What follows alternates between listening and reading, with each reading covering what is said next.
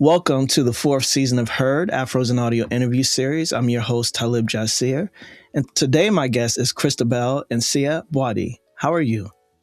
I'm doing very well. Thank you very much. Nice attempt on the last name as well. Thank you. Awesome. Thank you. Please feel free to correct me when you say your name again. No, I'll say it for you right now, but you did awesome. Thank you. It's Nsiah-Buadi. But you got Okay. it. You got it. Oh, You got okay. it. Thank you. Listen, I'm impressed with myself. Yeah, there are people in Ghana that probably say, oh, she has this English accent. I'm like, I have an English accent. It is what it is. So. Yeah, at this point. Yeah. So thank you so much for being here. And for folks meeting you for the first time, how do you usually describe who you are and the work you do, especially at this intersection of strategy, storytelling, and editorial clarity?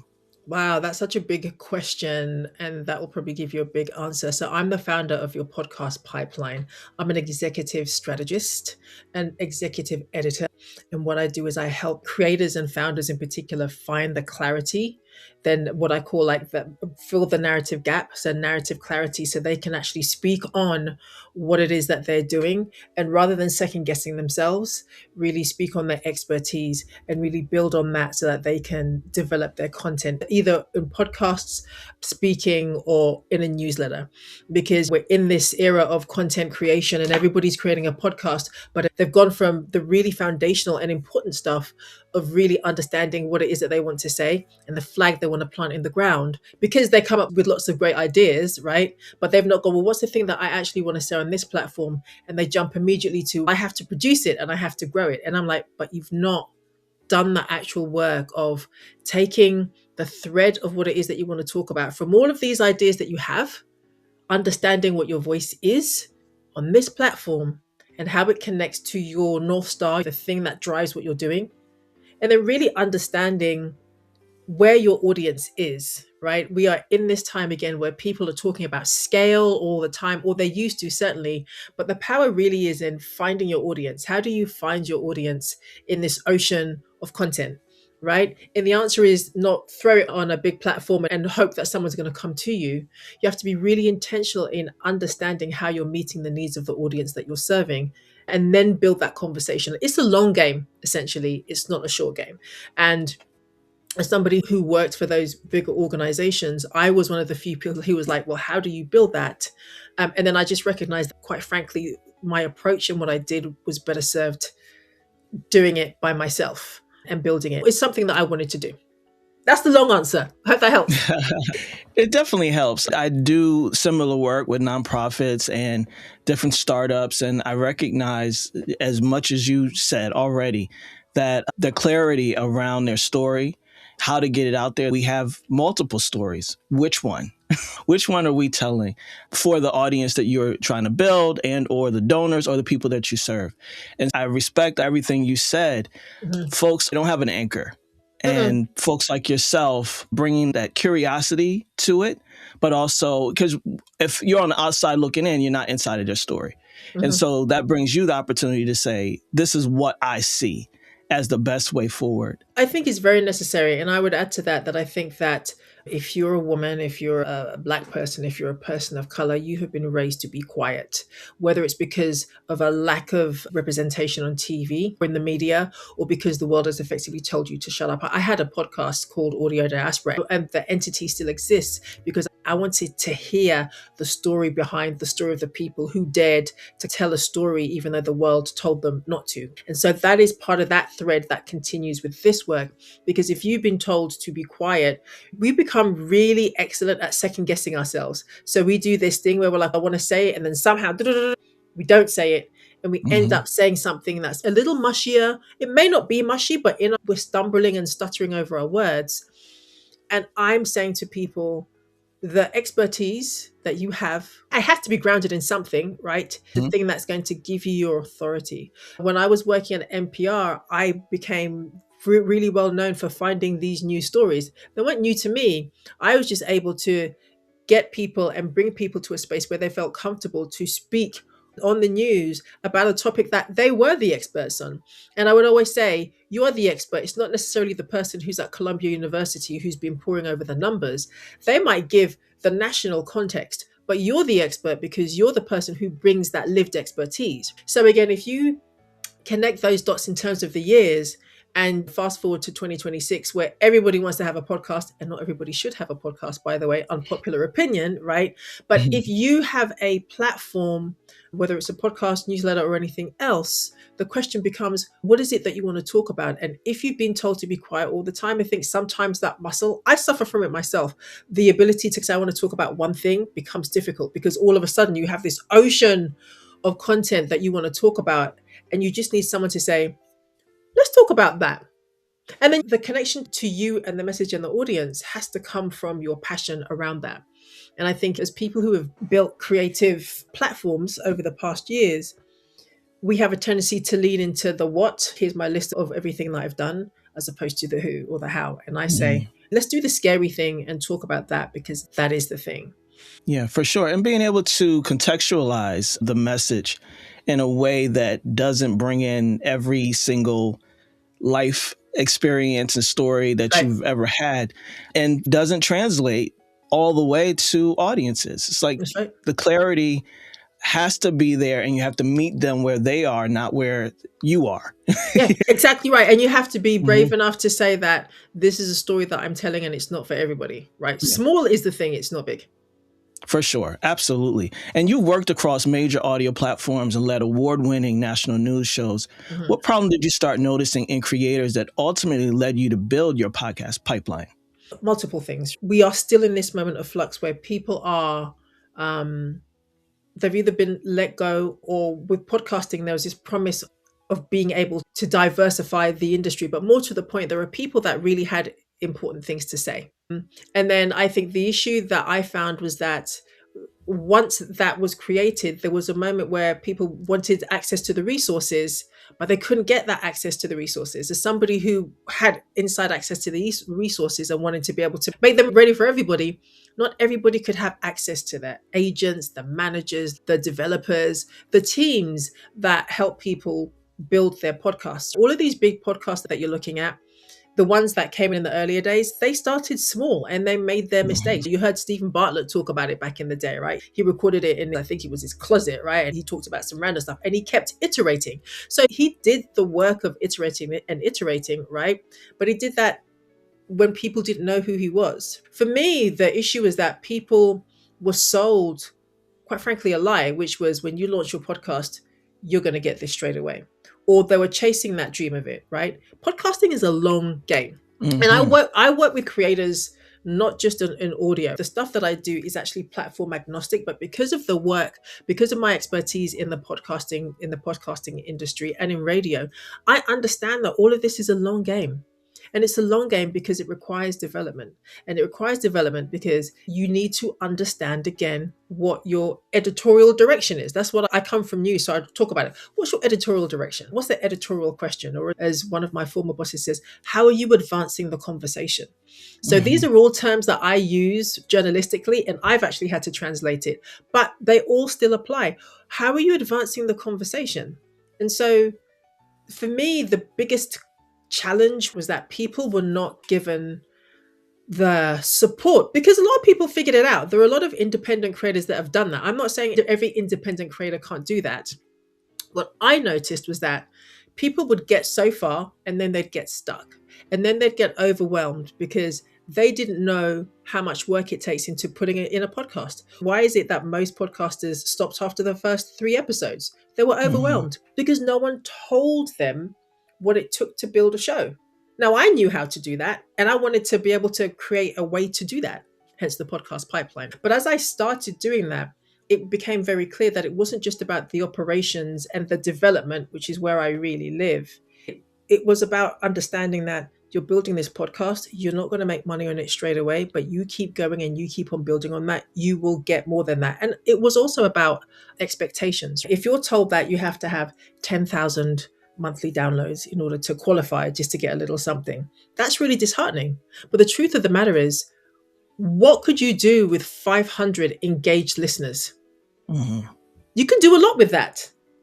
You know what I mean? Absolutely. I think that there are a lot of different things that people who are creating podcasts aren't fully aware of that can either discourage them, and overwhelm them and put them off, or can trip them up. And I think the biggest thing was that podcasting is a long game. And the most successful podcasters that I came across when I was an executive at Spotify were the people who they did have their own jobs, but they were plodding away real slowly, Yeah. and they built their audience. Some of the biggest podcasters that I worked with, they were language podcasts. Learn how to speak French. That's not sexy, but they Yeah. understood the value of what they were providing. Now, that's not a podcast in the traditional way, but really, technically, a podcast is something that you can push down an RSS feed. Podcast. Absolutely. So, some of the most confident creators were the people who understood what they were providing to their audience, were able to deliver it on a regular basis, had confidence in their expertise. I can speak French, or I can teach you English, or bedtime stories for whatever, right? And could also build an ecosystem around that. You know, people be talking about merch. I'm like, oh, okay, what could that look like? One of the things that I really think is that a lot of podcast creators who are interested in that are also very entrepreneurial. And so the other part of my work is I help you figure out what your ecosystem looks like. Because again, my brain works like that too.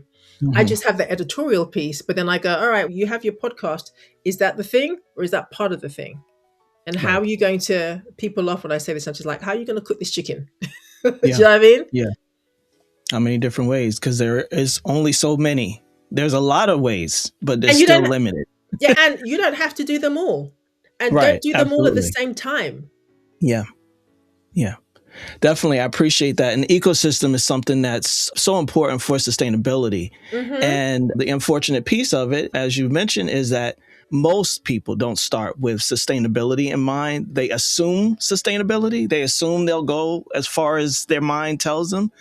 But then all the pieces start to fall into and out of place. And it's, oh, wait, what did I get myself into? This was harder than it looks. It's harder than it sounds. And can I jump in there? The sad fact about that for me is that when you realize that it's harder than it sounds, that's not a failure. That's actually a learning. And that's the thing that could propel you. So it's harder. So your decision is, do I stick with it or do I do something else or do I give it up? Right? You still have options.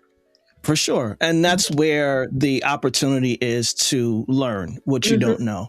Unlearn the things that you thought you knew, because the support is there. The information is there. Access and dissemination of information, as you mentioned before, is not always given to everyone. And a lot of people don't even know where to look or know how to access certain information. So that's why it's important for people like yourself who create programs that says, let me demystify what goes into creating so that you can win. That's what we're all here for. Winning. I just want you to. It's like even when you think about the idea of networking, because now you built the podcast, how are you going to find it? You know, I was writing about this the other day for my newsletter. I was like, oh, sales, right? People get really freaked out about sales. And I'm like, hold on, if you can pitch, you can sell because you're doing the same thing. But as creators, we get put off by that. But you have to do the really unsexy thing of who do I want to talk to again, make that list of people, craft the message and do all those other things to say, I have this thing. Right. But likewise, creators, either because we are naturally introverted, believe it or not, I am one of those people, right? Same. Or you didn't test it and you can't really stand behind it. You're not willing to sell it because you don't want to be embarrassed. But the truth of the matter is when you've tested it and you can stand behind it, you're going to tell people and you're going to accept that feedback so you can grow the thing. But the important thing is letting people know. You know what I'm saying? So it's so multifaceted. It is all the things that you outlined. It is also about being able to talk about it. It is also going back to the reason why I interrupted you, so forgive me. It's like when you start talking about it, you've built the thing.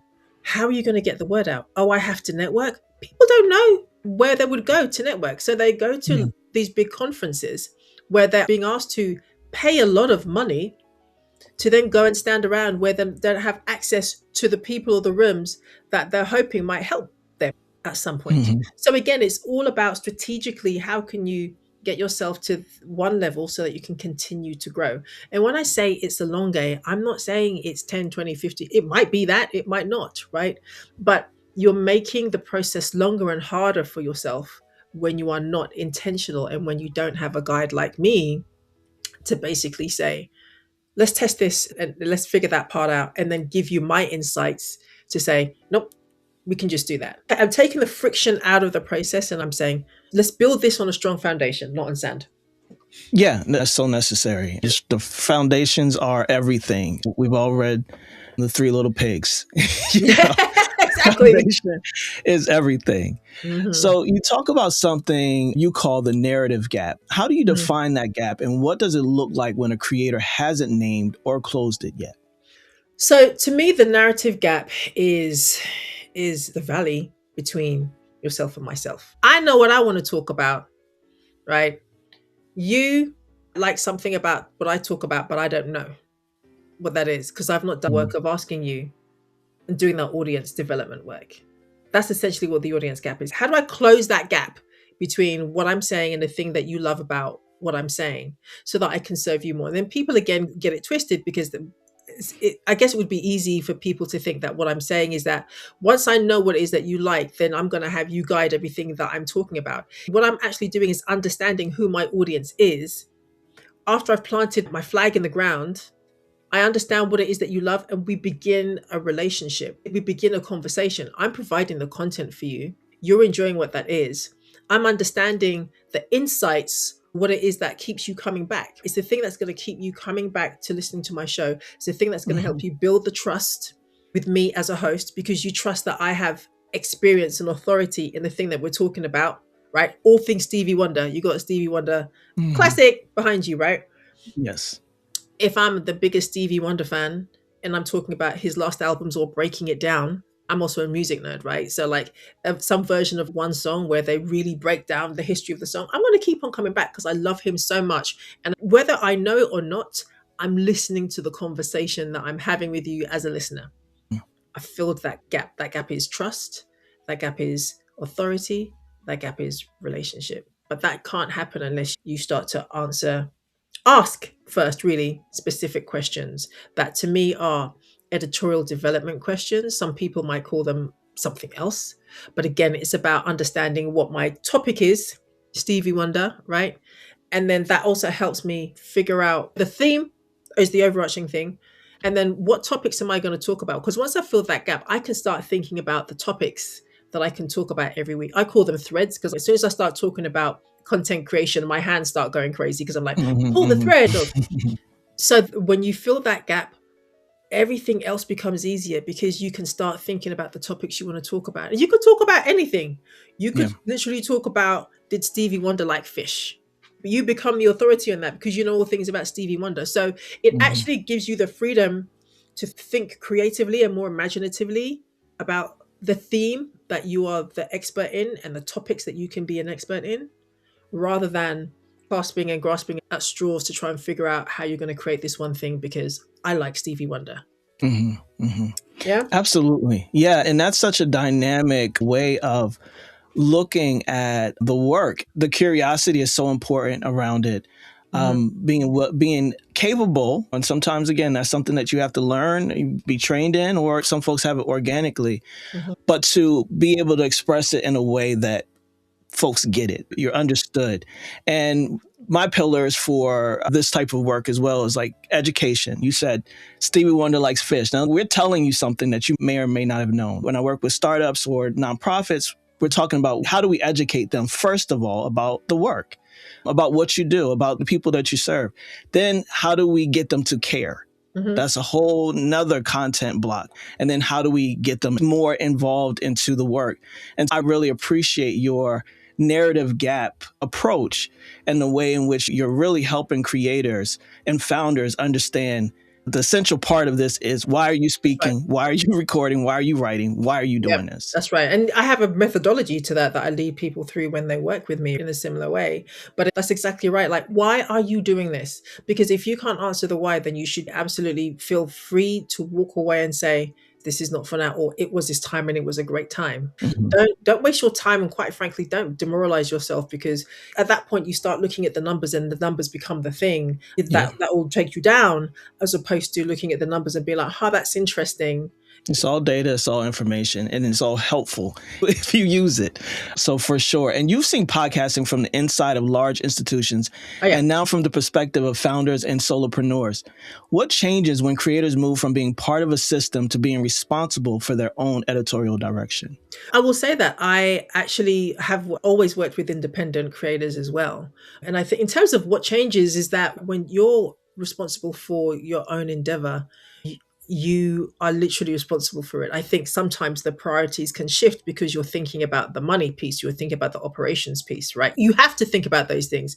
And Yeah. if you don't, and you have to think about, oftentimes in my experience, when you produced a show, you go from producing the show to, right now we have to promote it, we have to promote it, we have to promote it, right? When you're in a larger company and you're simply just responsible for producing the work, there's someone else who gets to do all of those things, right? And so you don't have to exercise the muscle of being the operations person.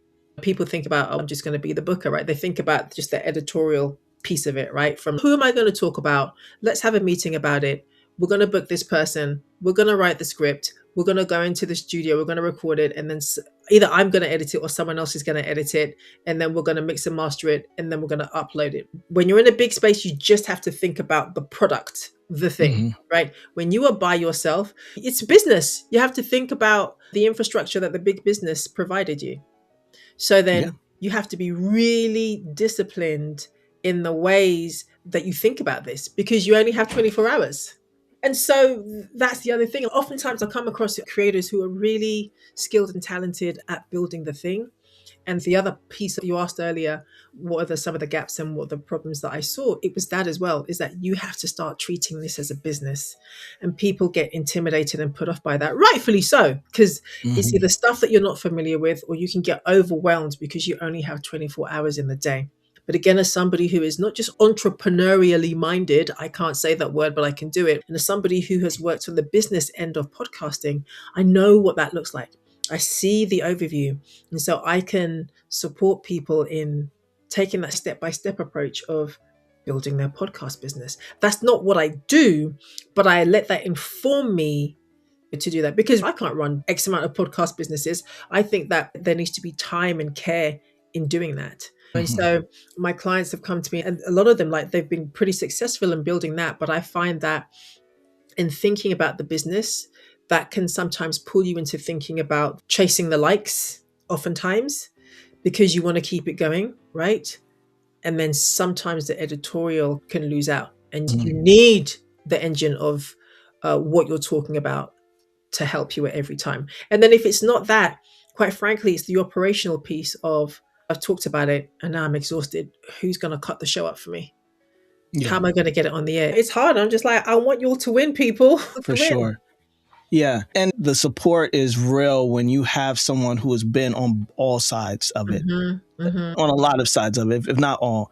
So you've been the creative, you have the podcast, you've also sat at the tables and been in these companies. So you're bringing all of these different perspectives. I've been the host and the producer as well. Yeah. So I get it. Yeah, absolutely. Yeah. So you get it. And you also know what happens up in the mind and the mindset that it takes to be diligent and deliberate and intentional around the work, or else being discouraged is definitely an option and it take you out of the game very quick. So I'm curious for you, were you a podcast host and producer before, or was it the executive work before the podcast? I was a journalist before.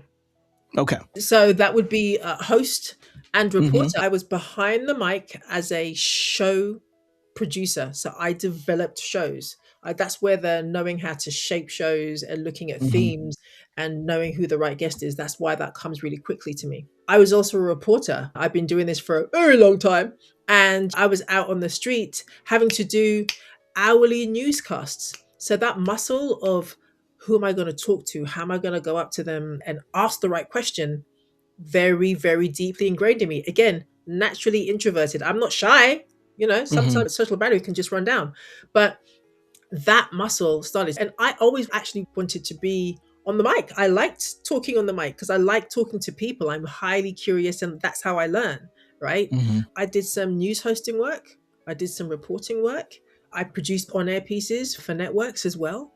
So I can do all the things. I can package something up. I can do something live. I worked on a breaking news show for several Hmm. years, booking guests, and it was a weekend show. That was really hard.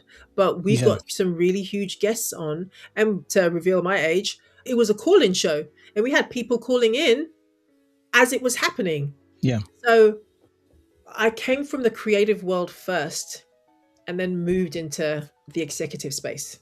Hmm. Hmm. The unique value proposition. That's what I was pulling out there. You have this ability to understand some of the things that folks are going through mentally, Mhm. emotionally, but also in execution and the curation of it. So it's very helpful to have someone like you on our side. So I Mhm. I appreciate appreciate that. that I very appreciate it. much. Yeah. So much advice in this space focuses on growth tactics, algorithms, and optimization. Why do you believe editorial clarity needs to come before all of that? And I know you spoke to that briefly, but I'm sure you have something else. Yes, if you understand editorially what it is that you want to say, and you've done the work of getting to know your audience, then the marketing piece becomes less harried. You know where your audience is listening to, well, you should know, or you have an idea, right? Because that's where the PR and marketing folks can come and help you. But you have an idea of where that audience is listening or how they're listening. Are they listening while they're driving? Are they listening during the commuting hours? Are they listening Hmm. to you at 2 o'clock in the afternoon?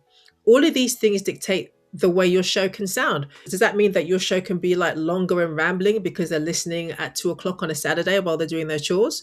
Or does it have to be a bit more exact and precise because there's a 30-minute commute? So it helps with that.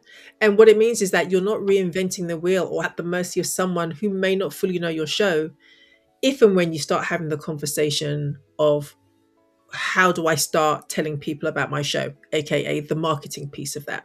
Hmm. So by really examining this at the start, you do yourself a favor after you've produced the show, because then you don't just go, okay, do I go into Instagram and LinkedIn and Facebook, if that's what we're still using, and Snapchat and all of these other places to promote our show? Or can I just focus on one place first? Because that's Hmm. where I know these people might be listening. Do I put it on Spotify, right? Where they have a huge catalog of podcasts. That's valuable in some ways, but is that the approach that I want to take? It makes you Yeah. ask questions that are specific to your need in a way that's helpful for you, so you're not stressing yourself out throughout all of the process, and you start to have a bit of fun with it. Absolutely. Again, the curiosity of it and understanding what is actually happening once you publish an episode or your show. And I encourage folks, definitely put it on the distribution platforms. But if you really know your audience and who you're talking to, find those organizations, find those Yes, businesses, find the people. Like yes, there are people sitting somewhere who you can somewhere. share this information with. And And also, it's I so would add, important. yeah, and also add like distribution platforms are 100% a key, but you don't leave them there. Once it's on Yeah. Spotify, that makes it easier for people to connect, like when you're sharing it as a link, right? And that's Hmm. free. So, boom, that's Yeah. great. The question then becomes, like you said, who are the organizations that you're then talking to? So, when you're writing to them and you're sharing that link, that's the link they go to. So you're driving Hmm. people to that platform. So then you can start to see the numbers. Because the truth of the matter is, when you look like Spotify for creators, which it now is, not Spotify for podcasters as it was back in the day, when you Hmm. look on the back end, you can start to see a bunch of really interesting numbers about how many people are listening to your show on that platform, right? And what's driving that. So you can start to then build in a strategy of how you can test out where your audience is and what's effective, right? If Hmm. I put something on LinkedIn and I put it on there, how many people are clicking on that link via LinkedIn? How are they doing it via my website? If you have that, how are they doing it if I'm posting it on my Substack? All of these questions that can feel overwhelming start to feel quite linear and become opportunities rather than challenges. Yeah. It becomes the puzzle pieces that you can start to put where they belong Mhm. in support of yourself. You've spoken about the danger of trying to make content more palatable. And I think this is a good segue from what we're talking about. What does that pressure cost creators over time, especially those building personal or mission driven platforms? Let's scroll back to when I talk about palatable, right? And when I say soften, I don't mean have to go hard, right? Because we don't all have the privilege of being like Billie Eilish and say what you want to say whenever you want, and respecting that. Like I said that with no heat. Like when she said what she said, I was just like, okay, cool. I'm talking about at the Grammys. Yes. Not everybody feels safe doing that. And she used her privilege. This is somebody who understands their privilege, right? For Not sure. everybody comes from a space where they feel they can say whatever they want publicly, right? Maybe you're a private person. Maybe you are a shy person. Or maybe you don't feel safe about saying something in a specific way, right? And I think about the fact that I'll use the Grammys as an example. Olivia Dean approached what she said in one particular way. It was a little softer. She held her granny as a hero, right? Trevor Noah, he did it in a different way. He was very funny. He asked pointed questions. He did a little side remark here, but it was all in comedy, right? Billie Eilish, straight down the line. I'm going to say what I have to say, right? SZA, she said it. So people were saying it in their different ways. So I use that as an analogy to say that none of them softened their message. We all understood very clearly what they were saying. They said it in a way that was comfortable for them. So let me just preface it with that. When you soften your message, aka you want to say something, but you're trying to go at it at the side, you actually end up confusing yourself because you're using too many words to meander to get to the thing that you're really trying to say. You start confusing yourself, which means you start confusing your message, right? And if you're confused, your listeners or your readers are going to be confused with you. When it comes to storytelling, when it comes to writing, you have to be very clear about what you want to say. Because if you don't get it, audience isn't going to get it. It's like when you're writing a memoir. If you're crying, your audience is for sure going to cry. So it's the same thing. When you water your message down, you're not even saying everything to everybody. You're just ultimately saying nothing. Right. And I think that we have to challenge ourselves to be a little bit scared when we say the thing, because when it comes to connection, when it comes to communicating, we have to feel it first. For sure. For sure. It's conviction. Have some conviction about what it is that you're saying, believing, thinking. If you actually believe it and think it. Just believe it. And believing it can also be like, I'm a little scared to say this. So I'm going to. Absolutely. And here's the thing. If you're backing up into a topic, I think your audience will appreciate you saying, I'm backing up into this because I'm a bit scared. People will appreciate that more than you trying to flex and be like, I'm an authority on this thing, but you don't really know anything about that. Because what audiences always want is honesty. That's why we listen. That's why we read. We're looking for connection. Thank you for that. And many creators experience exhaustion almost immediately after launching. We've talked about this a bit already. From your perspective, what are the early decisions that quietly set people up for burnout? So many. A lack of planning. And you almost have to set boundaries for it. So why not do a pilot first? So if you've done a whole series, for example, and you've done all the interviews, you've almost set yourself up for now we have to make sure all of these shows have to go out and they have to go out hard, right? When you haven't actually tested out if this is the way you want to do it in the first place. Prototyping is the key. There is no harm and no foul in saying, this is the idea, this is how I want to do it, putting it out there and prototyping every step of the process, right? From the scripting to the way you're setting out the studio, to the way that you produce it and edit it. Hollywood does it all the time. Pilots. We're doing a pilot. And people will do it because they're coming for you. If you're the authority, they're going to come and say, okay, yeah, I'd love to do that. I know, I've done it. And you test it out and you prototype it. So you set yourself up for burnout when you don't give yourself the space to fail. And the way to fail and not feel bad, and failing is good, by the way. As Black people, everything is high stakes for us, right? So our relationship to failure is not great, myself included, right? But when you prototype something, you're shifting your perspective. So you're saying, I'm actually testing this out. And when I say prototype, I'm not saying you do it and then do nothing else afterwards. You prototype it. It means that you force yourself to put it out there. It means you force yourself to claim your stake. This is what I'm talking about. It forces you to then be open to feedback. Ask for feedback as well. That's the other thing. You set yourself up for burnout when you don't ask for feedback from the thing you're testing, because now you're stressed out about what people think about it. Eliminate that straight away. Yeah. Right. And I could go on and on, but they'd be the main things, like prototype, be open to feedback. And let yourself fail. Let yourself fail, yo.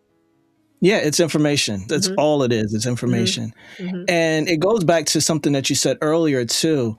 I tell creators all the time, people, founders, people who are doing workshops, I'm like, you better be glad that it was only that amount of people that showed up. Your mama, your sister, your cousin, your friends, because that gave you an opportunity to practice and do it in real time and Yes. not be so concerned about the world or people that you don't know or unfamiliar with. To your point about the smaller audiences, like there's a gift in that sometimes, especially when you are learning who to become and how to be on the mic, behind the pen, whatever it looks like. It's nurturing if you're able to look at it in that way. Yeah. And just always ask for feedback. If you Yeah. didn't prototype and you launched, find a way to ask for feedback for the audience that keeps on coming back. What do you like about the show? You Yeah. don't have to be like, what did you hate? You don't have to do that. What did you love about the show and what would you like to see more? Or what would you like Mm-hmm. less of? And so I think what we also have to do, because now I'm answering more about that question, is that we are creators. And so we are sensitive about our ish, right? To Yes. quote the great sage. And Yes.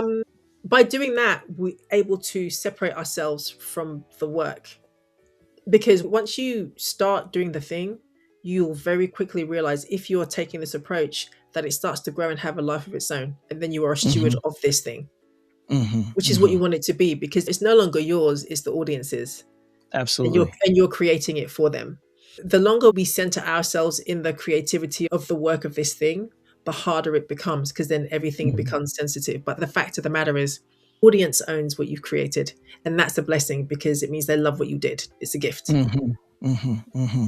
And being willing to stretch all of those muscles from the constructive feedback to the work in progress. Yeah. It's going to stretch you and it's going to allow you to grow. It is. And that's where the audience, when I talk about audience feedback, that's where I talk about it mattering, because that's the conversation, right? Yeah. And if you are plugged into what your audience is listening to, because you are your audience as well, right? You're part of that community. You're going to know what to talk about. I worked on a daily news show. I had to know what was happening literally in the United States and the rest of the world every day. That's how plugged in I had to be, so that when I came in, even the night before, I could predict we're going to talk about A, B, and C on a daily show. So it's possible. When you are plugged in, that's your authority, because all right, I'm going to do that. And you're going to miss. You're not going to get it right all the time, but you're still going to find a way of talking about it. And you can also talk about the fact that I missed that, but that was a good conversation anyway. Yeah. Right. Yeah.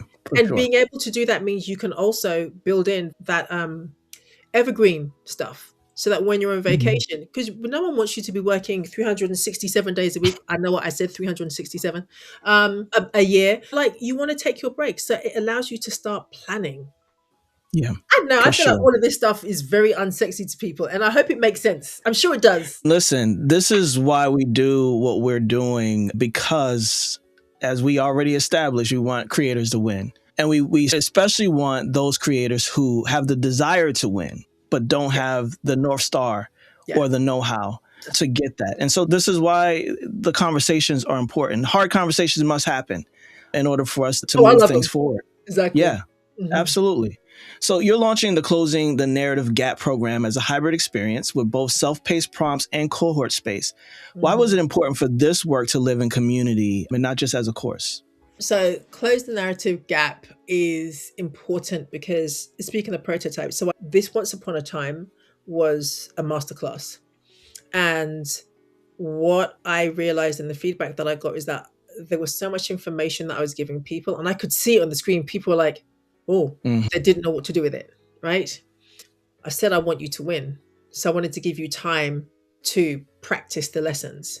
Right. I also recognize that the people who are going to be on this course or are doing this and going to be in the cohorts, you are most likely doing something else, running your business, most likely, or you might have another job. But even if you don't, I had to meet my audience where they were. I had a certain level of expertise, and I'm giving you a certain part of what I'm talking about. And I want to give you time to practice that. Right. Because I'm not about the short win. I'm about the long game.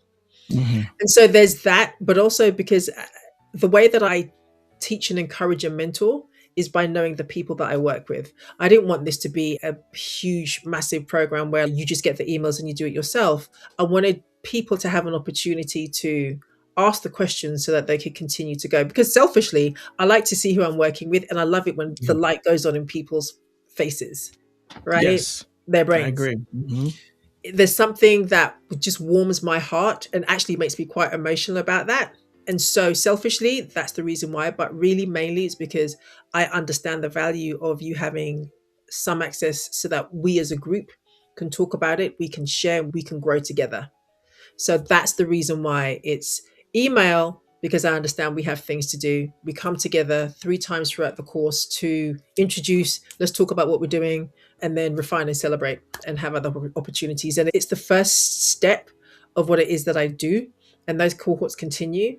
But for me, it's like I love working with creators, but that to me, I'm just like, this is something that I can do at scale, and quote unquote on scale, where I can meaningfully help creators find their North Star. And then if they want to work with me to do the strategic stuff afterwards, that's all good. Yes, yes. I love a good cohort. I love a good cohort, especially one that is intentional and purposeful. The other reason is because, going back to my point about second guessing yourself, you might be running a business that's really successful, right? But when it comes to communicating, as we said before, that vulnerability can feel very scary. And when you're used to editing yourself before it comes out of your mouth, the space that I create is a space of safety where you get to say the thing. Yeah. And I then use my smarts and go, I think you mean that, right? And no one's anger translator. I'm just really helping you clear out the space. And I go, that's the thing you're talking about. Why wouldn't you talk about that? Oh, but because it doesn't really matter. Says who? That mattering conversation. Yeah. Ooh, so that's also the opportunity. So often the time will probably run out. But like I said, with my one-on-ones, that happens so often. And I've been told that I am a powerful listener, and I'm learning to embrace that. And I think that's part of my superpower as well. I think that's the reason why I was a journalist. I think that's the reason why I do the stuff too, because I do listen very intently, not on purpose, just by design. Yes. All right. And when someone finishes working with you, whether through a cohort or course, what do you hope has fundamentally shifted in how they see their work and themselves as a creator? I hope that they value their voice. I hope that they value their work. I hope that they own their voice, and I hope that they have the confidence to try and fail, because in doing so, they will grow.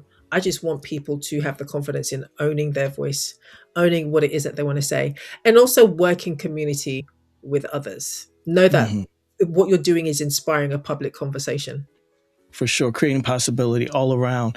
Yeah. And it's been a pleasure speaking with you and talking to you about all of the amazing things that you have been up to and that you are up to now. Thank you so much for this conversation. Please tell folks how to connect with you, work with you, join the cohort, all of those good things. Oh my goodness. All right. Visit my website, yourpodcastpipeline.com, to find out about the latest cohort. It will be under the tab Close the Narrative Gap. You can connect with me via LinkedIn. My full name, Christabel Nsiah-Buadi. That's where I connect with people about the kind of work that I want to do. You can also reach out to me about working with me one-on-one there. From time to time, I say, hey, I have some space and I'm interested in working with creators for X amount of time.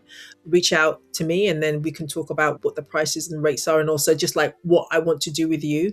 I love doing audits. So whether they're either editorial audits or operational audits, I offer those from time to time. So you can reach out to me via LinkedIn. If there's another way of doing that, I will let you know after the show. And if you want to follow me, where I celebrate all the wonderfulness from the African diaspora pop culture, and you love cat videos, you can also follow me at Christabel Nsiah-Buadi, because I'm a very silly person also. Awesome. It takes all of that to connect with folks. So I appreciate that. All of your links will be in the show notes. And thank you once again. I appreciate your time. Thank you. Thank you for having me. This was great.